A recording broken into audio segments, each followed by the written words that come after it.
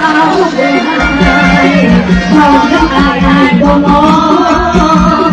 ดูคนบอกว่าดีมีทั้งเอ่ยที่น้องเขาบ่มองน้องแสนเสียน้องคนต้องตกน้ำหน้าอยากเป็นบ้าเขาเองอีลีอ่อนล้อน้ำพิษรอแท็กเขานี่พอเขาบ้าบอกแค่โอ้ยมันแก่คนนี้มันจะรักษาเด่นกว่าอยู่ถ้าเป็นแก่คนนี้จะรักษายักษ์กว่าอยู่น้ำหัวใจน้ำหัวตูเจ็บซ้ำเจ็บคนเจ็บมาวันน้ำมองพวกนั้นเจ็บอะไรไปทุกอย่างไม่ได้ไม่แลกกับเธอที่บ่เลยต่ำหัวที่หัวเดินมาจนทนเอาหน่อย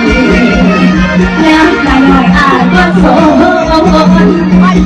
คนจนอยากร้องอันบ่พอหาใจหมอเท่าไรยิ่งเสียใจเป็นคนต้องนำหน้าอยากเป็นผ้าที่มองแรกรักเลยน้องเคยมองคนใหม่เลยต้องทั้งใจเอาใจ